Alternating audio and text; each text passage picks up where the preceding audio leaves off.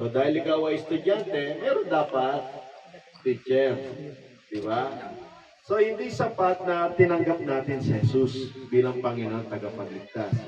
Kundi dapat tayo ang maging estudyante niya at siya maging tinatawag na guro natin. Ngayon, sa pagpapatuloy po natin ang pag-aaral nito, dapat nating malaman yung mga ilang katotohanan. Number one, tayo po lahat ay papuntang impyerno. Kasi po, hindi naman dahil sa tao tayo, kaya tayo mapupunta sa impyerno. Ang katotohanan kasi, lahat po tayo ay napahiwalay sa Diyos. Kasi nung ginawa si Eva at Adan, umpisa si Adan lang. So nakita ng Diyos, malungkot si Adan. So binigyan ng Eva. So diyan makikita mo, sa unang panahon pa lang, alam na ng Diyos yung pangangailangan ng tao. Alam niya na kung ano yung makakapagpasaya sa tao. Kaya sa madaling salita, hindi ka looban ng Diyos na malungkot ka. Amen. Diba? O tingnan mo yung kasama mo. Talaga ito nakapula, talaga iba yung tingin sa akin. Kasusupal-pal ka pa Binenervis ako. Kampi namin yan. Baka, kailangan makatulog ka ako, may konting lakas ang mga takbo. Halika na, bumpo ka na dito. Katakot pa rin din ako puti. Kakampi, oh. Very good. Kakampi tayo pa. Sige, ayan, kakampi. Ito nakapula, iba yung tingin eh. Talaga, parang pinag-aaral ng Lebron, kaya ano eh, Stephen Curry, no? Sabi niya raw pa, ano kaya ka daw kasi matanda ka na daw sa kanya. Oy. Oo, nasa edad. Yung balikan natin, ang Panginoon, hindi niya, kagustuhan ng malungkot. Minsan, ako po kasi, hindi ako pastor to. Dati ako pastor. Ngayon, naging impostor. Sumunod na magpastor talaga si Kuya. Yung papa niya, tsaka yung kuya ko, si Pastor Jess. Ako po yung teacher lang. Okay? Nung ako po yung nagpapastor, may isang tao na lumapit. May magulang. Naalala ko ta kayo, masaya-masaya ako, nakapunta ako dito. Doon kami sa Nueva Ecija. May isang magulang sabi niya, alam niyo po, kami po ay tinawag ng Diyos na maging mahirap. Tignan mo katabi mo, tinawag ka ba ng Diyos na maging mahirap? Sabi niya, hindi po. Sabi ko, hindi po totoo yan. Hindi ho. Kasi sa mundong ito may mayaman at may mahirap. At kami tinakda na maging mahirap. Sabi ko, hindi. Kasi, ang gusto ng Diyos, maging maganda buhay natin. Kaya nga siya dumating. Kaya itong discipleship, dapat maintindihan natin na lahat tayo, unang-una, papunta ng impyerno. Dahil nawala, nagkasala sa iba, naputol yung relasyon natin. Okay? Naputol yung... Hello? Hello, Michael. Ayan. Naputol yung relasyon natin sa Diyos. Yun ang dahilan, kaya tayo mapupuntang impyerno. Dahil doon sa dahilan na yun, nararanasan natin ang kalungkutan, ang karamdaman. Pero, hindi tayo tinawag ng Diyos para magkaganon. O talaga mamamatay tayo, wala na tayong choice. Tumanda ka man, umaba man ang buhay mo, mamamatay ka pa rin. Doon ka pa rin pupunta. Kaya yun ang maganda sa Kristiyano eh. Diba? Kaya po kapag balikan natin kagabi pala, kwentuhan, tatakot kami, yung akala na mabubuhay pa kami. Ako naman ito eh. Ang saya-saya. Hindi mo tumatalbog yung puwet mong gano'n. Bawal ang gano'n. Di ba ang saya? Minsan nauuna ka pa sa driver. Nakikita mo yung, kasi nga tumalbog eh, di ba? Yung puwet mo, tapos yung driver. Di ba ang saya? Di ba? Di ba? Gano'n. Asang galing mo dapat talaga. Hindi ka dapat maging driver ng habalaban. Dapat start ka. Jimmy. So, ang ganda. Alam mo yung alam mo yung usapan, gano'n. Kasi dumating ang punto na ang kamatayan kinakatakutan. Okay? Sige, huwag na. Pasyon na to. Ito. Pasyon na, yan. Yung kamatayan kinakatakutan. Pero alam ninyo, dito sa discipleship, dapat maintindihan natin yung pinaka-direction natin. Unang-una, binigyan tayo, ito babasahin ko po ito ha. Yun. Ito na yung unang at huling gamit ko ng antipara muna dito. Ayan. Pampabata. Para hindi na ano. Ito, ang sabi po dito sa Biblia, dito sa Efeso 2:8, sapagkat sa biyaya kayo'y nangaligtas sa pamamagitan ng pananampalataya. At ito hindi galing sa inyo, ito'y kaloob ng Diyos. O yung English, sabing ganon, for it is by grace you have been saved through faith.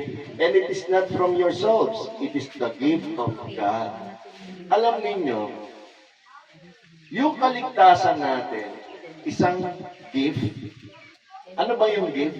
Tulad mamaya, may bibigay na gift si Pastor Weiwei, yung Church ng God of Tabernacle. Pinaghirapan niya ba yung pamimigay? O, binigyan tayo ng jersey, di ba? Pinaghirapan ba natin yun? Hindi. Yun ay gift. Magiging gift yan kapag yan ay tinanggap mo. Kapag yan ay hindi mo tinanggap, hindi yan gift. Yan ay bagay. Meron tayong tinatawag sa batas, no? Yung tinatawag na donasyon. Kung bibigyan mo ng mababang kahulugan, yun ay gift. Alam mo ba sa batas, halimbawa bibigyan kita ng house and lot. Diba? House and lot. Binigay ko sa'yo. Ito, pakinggan niyo po ito, ha. Ito naman, medyo lumalim tayo, batas. Binibigay sa'yo. Nakismile ka lang. Okay. Tapos paglipas ng ibang panahon, inaangkin mo na. Nagdemanda ka. Sigurado talo ka. Hindi, binigay po sa akin Tama. Ang tanong, tinanggap mo ba? Hindi mo tinanggap Kaya pati sa batas, yung donasyon, alam mo, effective ang donasyon kapag may nagkakasiyahan. Yung pagbibigay ng donasyon, hindi nagkakalungkutan. Kasiyahan. Kapag yan, binigay ang donasyon dahil may isang okasyon na masaya at tinanggap mo, sa'yo na yun. Ang kaligtasan, ganun din. Namatay si Jesus, nakakalungkot, pero nung nabuhay muli, libo-libong anghel ang natuwa. At ibinibigay niya yung kaligtasan na yun. Nasa iyan kung kukunin mo, hindi. Sabi mo, naniniwala ka ba sa Diyos? Tinanggap mo ba siya? Oh. Sure? Promise? Kaya yung sinasabing gano'n, yung tinatawag na kailangan maging disipulo tayo, okay? Ibig sabihin nun, nung tinanggap mo itong regalong ito, dapat maging estudyante ka ni Jesus. Alam nyo, napakalaking bagay na mayroong kang pinapakinggan. Alam niyo po ba, nung bata ako, nung babalikan ko yung iba yung bata kasi ngayon Nung bata ako, napag-alaman ko ngayon sa pagtanda ko at nung dumami yung karunungan ko, ito palang mga kuya ko, inapuso pala ako. Mga ganti. Si Kuya Jack, si Pastor Jack, tinuruan ako mamulot ng basura. Kaya alam mo yung basura minsan may F's na May nakapatong na may na coins. Kinuha ko pa Mao. Yung sinundan niya, pati rin siya. Tinuruan ako mamulot ng basura at mandaya. Magbebenta ko daw yung dyaryo kay Kuya Rene. Basahin daw yung bandang gitna para bumigat. Kay Kuya Jack naman, napahamak ako, nakinig ako sa kanya. Yung tanso, lagyan mo ng solid na bato. Tapos balutan mo yung tanso. Hindi naman ako marunong magbalot ng ano. Nagalit yung check ko. Ikaw, loko ka, bata ka. Ikaw, loko-loko mo, Bakit ka, Nabatukan tuloy ako. Si Kuya Art. Tinuruan ako, malupit ang Ito kasi idol namin si Kuya Art. Tinuruan ako na yung magnegosyo. Yung Toroto to. Garantisado, aprobado. Toroto, tapos gabi na, dami pang tindang Toroto. Bata pa ako noon, wala pa akong 18. Tapos noon, wala pa ako, alam ko noon, third year high school ako Tinuruan ako magtinda. Alam niyo ba yung layo ng dito, na hindi daraan ng bundok, di ba? Sabi mo, 3 ng 4 na oras. Hanggang dun sa Jensen. Ganong kalayo tinuro na lugar sa akin ng kuya. Magtinda ng bag. Ang sabi niya sa akin, huwag kang papayag huliin ng pulis. Kasi, pag hinuli ka, sabi mo, hindi ka pwedeng huliin dahil naglalakad ka, wala kang pwesto. 2 araw niya lang ako tinuruan magtinda at magpunta doon. Ako na mag-isa pumunta. Alam niyo po, nagtitinda ako, hinuli ako ng pula. Ang daming bag na kinuha.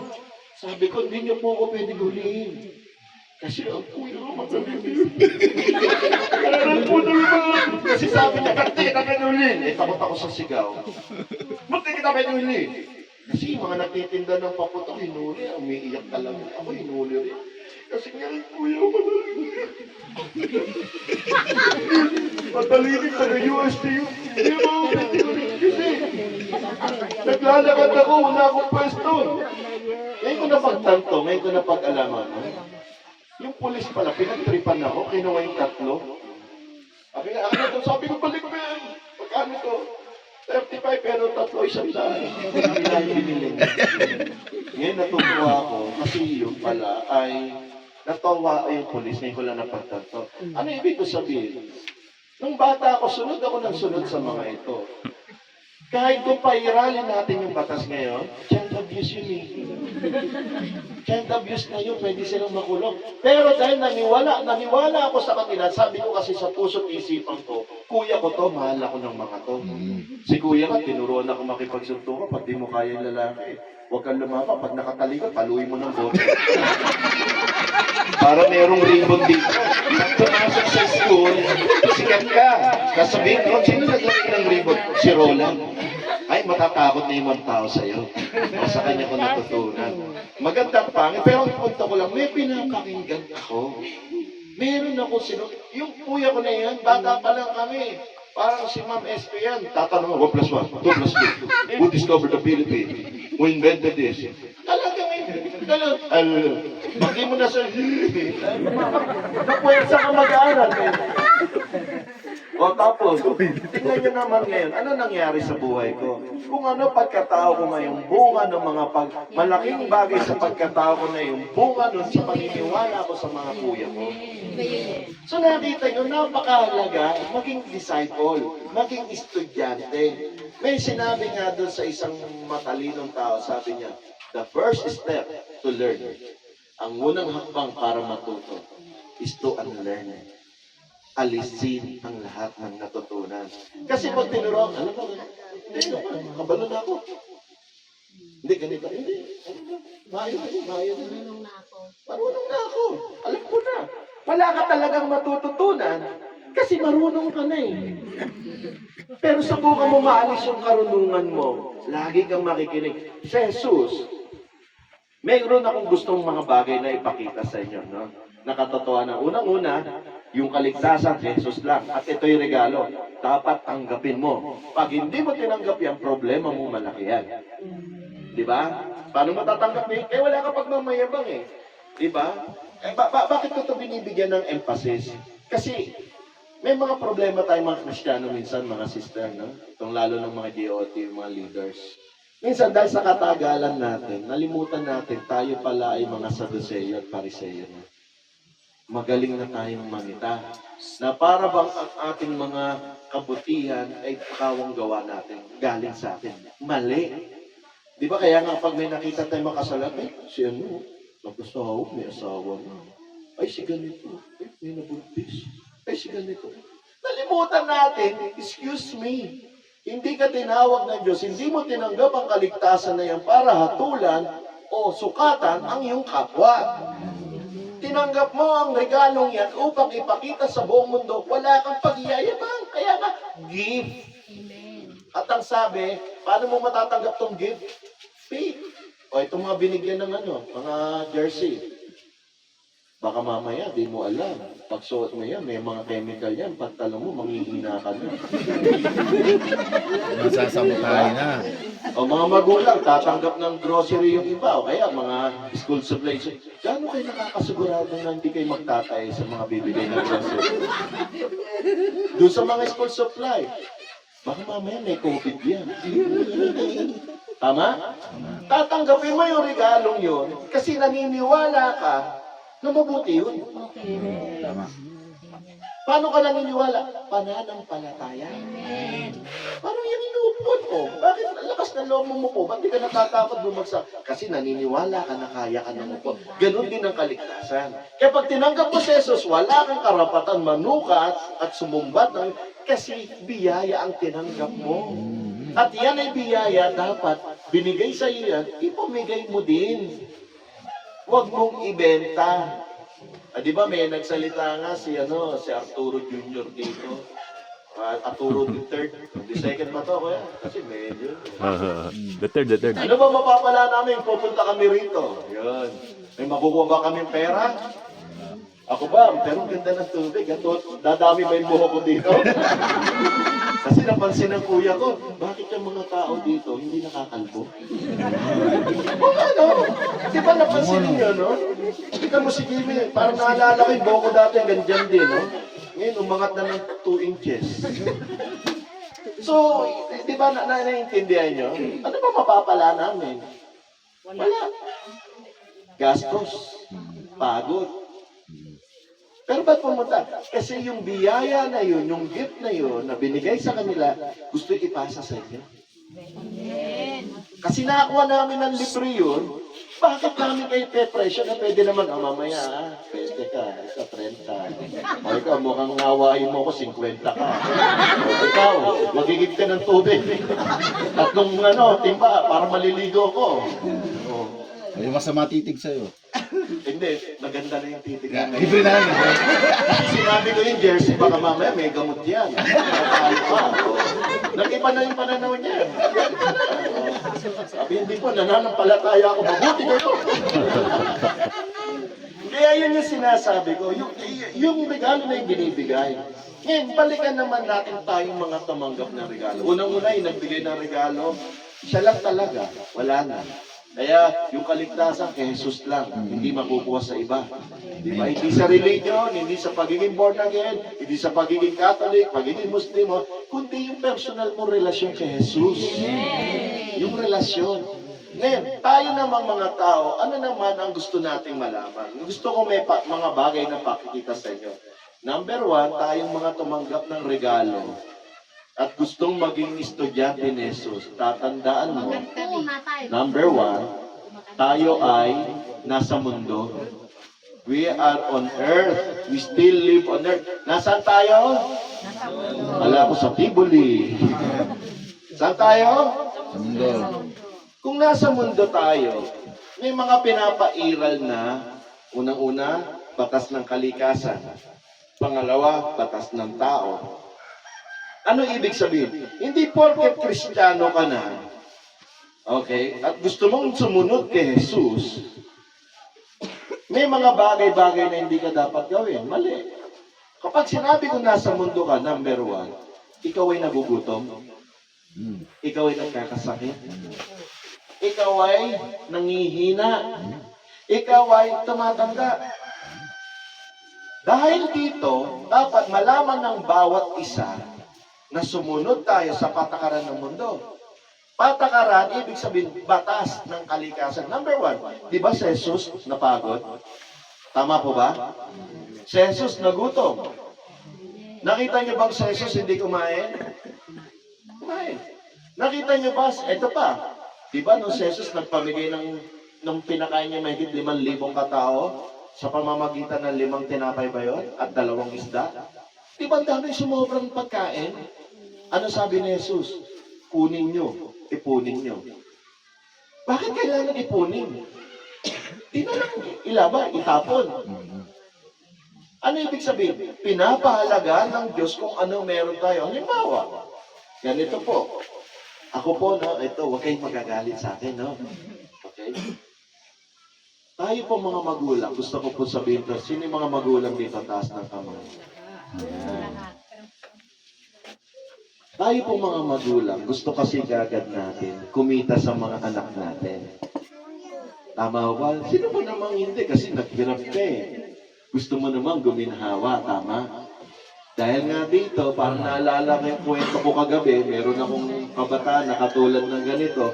Pag grade 6, pinapahinto na ng mag-aral. Sabi ko, wag po, kailangan po ganito mag-aral. Kasi sabi ng nanay ko, mahalaga yung edukasyon. At pangalawa po, may bantay bata. Bantay bata nun eh. At pangatlo, malay nyo, baka sa pamamagitan ng taon niyo, yumaman kayo. Alam niyo po, yung batang yun nag-aral hanggang high school, tapos pinili niya mag-college hanggang second year lang. Alam niyo po yung batang yun, nakita niya halaga ng edukasyon tsaka pagsisikap. Yun ang nagdala ng kayamanan sa buong pamilya niya. Isipin mo, kung hindi nakinig yun, ano kaya nangyari? Kaya napakahalaga na may pinapakinggan ka. Tanong, sino pinapakinggan mo? Pwede makinig ka sa magulang mo, okay. Pero dapat, sa mga sinasabi ng magulang mo, isipin mo, ito ba yung sinasabi rin ng Biblia? Kasi si Jesus ang pinakamagaling na teacher natin. Kaya yung nanay tatay mo dapat, teacher din niya si Jesus. Kung hindi niya teacher si Jesus, gawin mo paboritong teacher si Jesus. Sa kanya ka maniwala. Isipin mo, kung hindi nakinig yung batang mo, alam niyo ba, kung kayo pupunta doon, alam ni Kuya Art Jekje, talagang buhay mayaman kami doon. Wala kaming ginawa doon, kundi kumain ng kumain ng kumain. Nagsawa na ako sa kakakain. Di ko alam kung pinapatay na ako nito sa kakakain. May mga sasakyan. Bakit sila? Alam mo sabi niya, kapag nag-uusap yung mga katulad niya, alam niyo si Kuya Rolly tawag Roland pangalan. Yan ang nagturo sa akin mamalengke. Kaya pala hanggang ngayon, nalimutan ko na yung maraming bagay. Siya tanda-tanda niya. Kaya pala siya mahilig din mamalengke. Alam mo, si Kuya Rolly, ganito yan. Nalimutan ko yung mga bagay na yun. Pero yung mga ginagawa niya, yung pala yung mga naturo ko. Alam niyo, yan si Kuya, yan ang nagturo sa aming mga harap. Ako, saan ko naman natutunan yun? Sa mga kapatid ko. Sa mga kuya ko. May pinakinggan. Diba? At yung dahil sa pakikinig niya, alam ko na sa mundo ka, mahirap ka pa rin, kaya dapat umayos ka. Halimbawa po, may mga dito, mga kabataan, alam ko naman, no, iba yung kultura natin. Sa atin, makakain lang, okay na. Pero alam mo, sabi kasi ng Diyos ganito, ako'y dumating dito. Ang umpisa, sabi nga nun, ang aaway ay dumarating upang magnakaw, manira, at pumatay. Anong gagawin nga? Nanakawin nga utak mo. Hindi mo na kailangan mag-aral, hindi mo na kailangan magsikap. Dahil, kasi ang Diyos, di ba? Sabi, unahin ang kanyang karya. So, hindi ka nag-aral. Sinira mo yung batas. Hindi ka nagsikap o nagtrabaho. Sinira mo yung batas ng kalikasan. Ngayon, tumatanda ka. Ba't hanggang ngayon, mahirap pa rin ako? Kasi nga, ninakaw yung utak mo. So, nasira ka na ngayon. Yung magandang bagay na nasa iyo, nawala. Pangatlo, papatay ka. Pero ano sabi ng Diyos? Pero dumating ako rito para bigyan kayo ng buhay na masaya, ganap at kasaya-saya. Masaya ba kayo? Amen. Sabi ng isa, masaya ba kayo? Amen. Masaya ba kayo?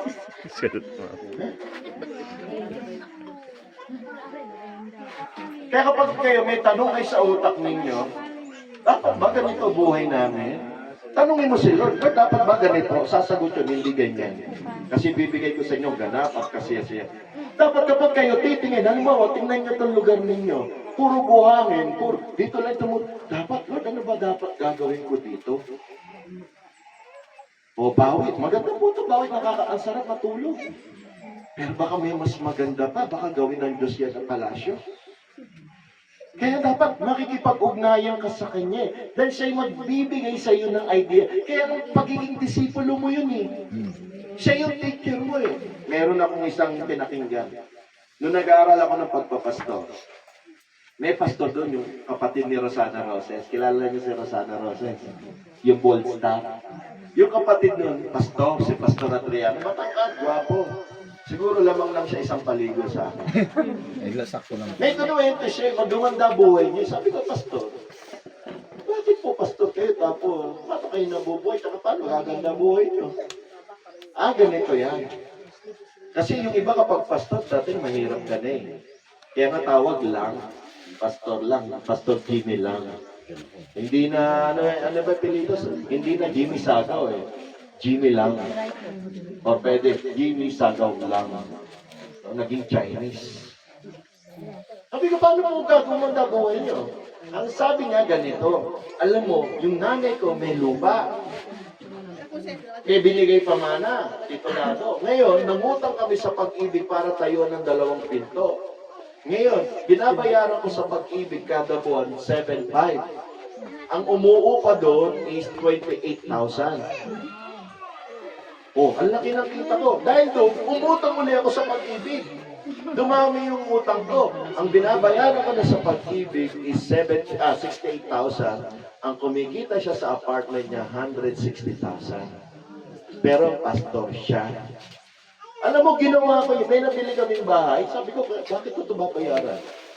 Di ba? Ganito gagawin ko. Pinaupahan ko yung first floor at second floor. Yung kita doon, yun ang pinambayad ko. Si ang Diyos, bibigyan kanya ng karunungan. Paano gaganda buhay mo? Kaya higit sa lahat, dapat tayong mga tao, inaalam natin kung sino dinidikitan natin. Sino kadikit mo ngayon?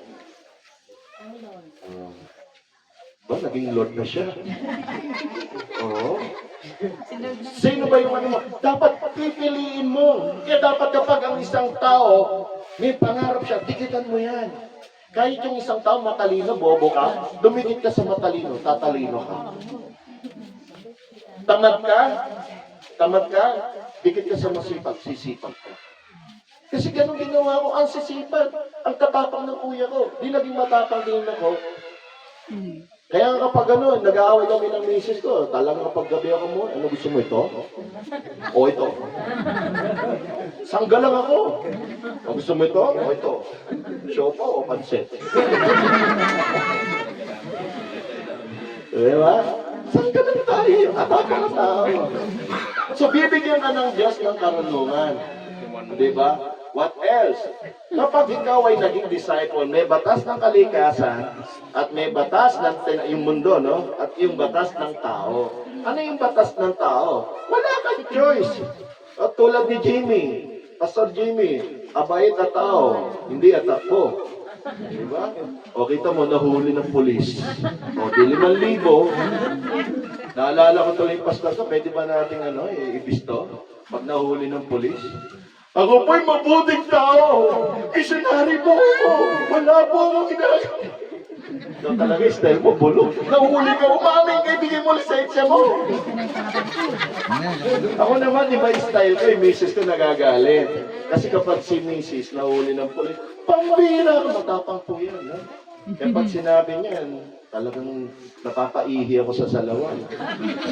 Sabi pa naman sa pulis, pambira ka, 2 taon na ako dumadaan dito, wala ka. Dito sa one-way na ito. Sabi ng pulis, tinagalog siya, ma'am, matagal ka na palang sumusuway sa batas. Akin na lisensya mo. 2 araw, nahuli, 3,600. Buti ngayon, kung siguro panahon na 10,000 na eh.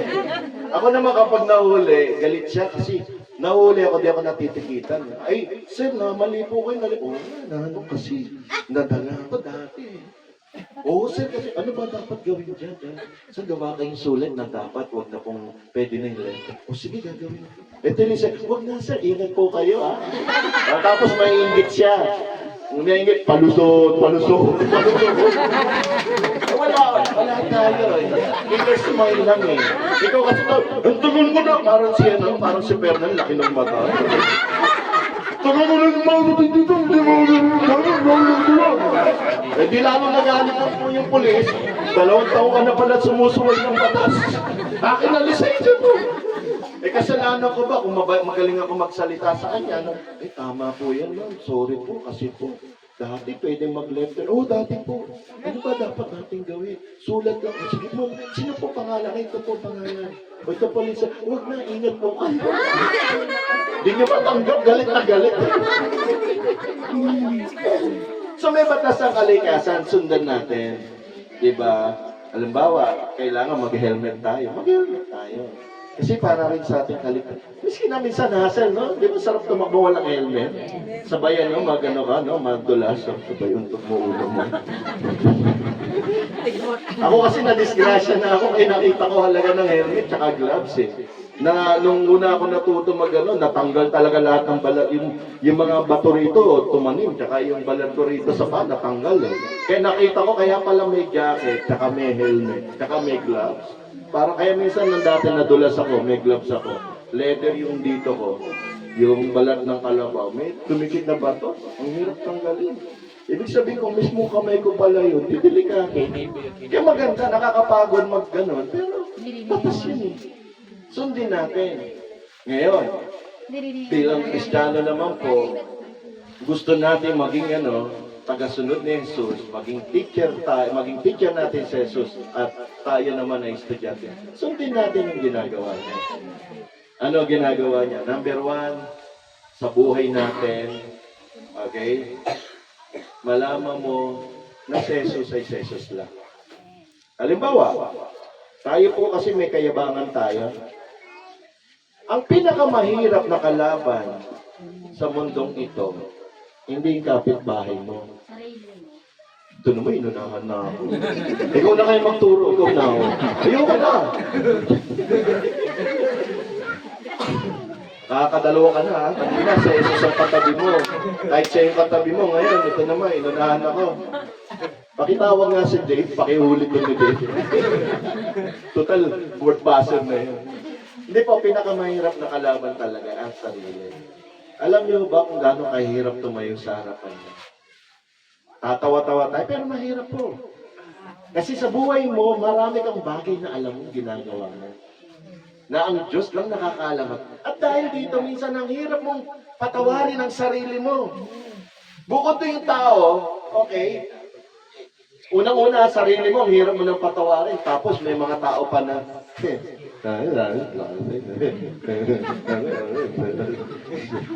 Bible pa.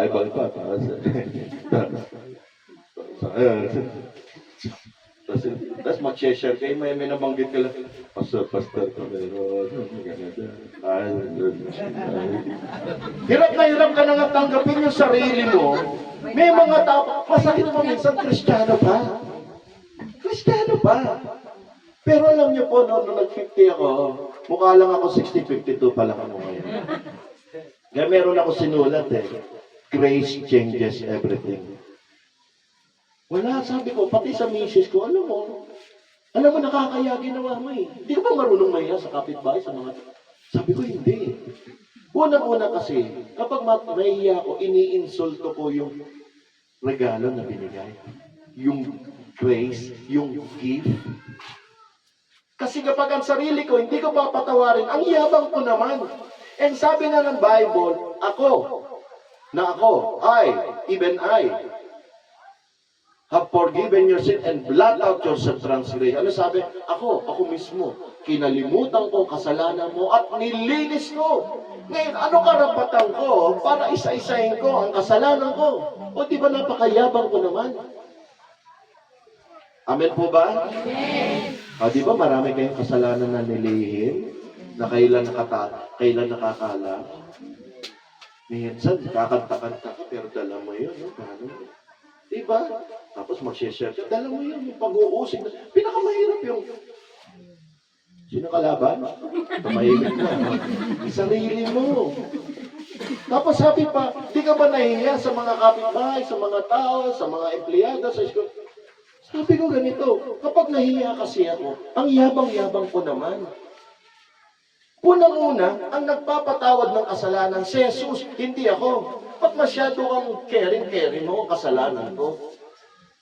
Tingnan mo nga si Maria Magdalene. May Magdalene. Diba sabi, hinarap si Jesus, Oh Lord, nakita mo na, nahuli, nangangalun niya. Nakikipag-sekso, huling-huli. Ang sabi ng batas, ano gagawin? Babatuhin. Lord, ano ba? Ano sabi ni Jesus? Tahimik lang siya. Sinabi ba ni Jesus, tama. O sinabi niya, mali. Wala. Tahimik lang si Lord. Umupo na. Tapos sabi doon sa Bible, parang may sinulat sa lupa. Sabi ng iba, baka yung sinulat sa lupa, yung 10 Commandments. Tapos nung pagtayo, wala na yung mga tao. Nagtanong siya, nasaan yung mga tao? Wala na po sila. Ano sabi ba ni Jesus doon? Ikaw kasi, sa susunod, huwag mo na gagawin yan, ha? Bad girl. Wala siya sinabi gano'n. Ako rin. Pumahay, magano ka na.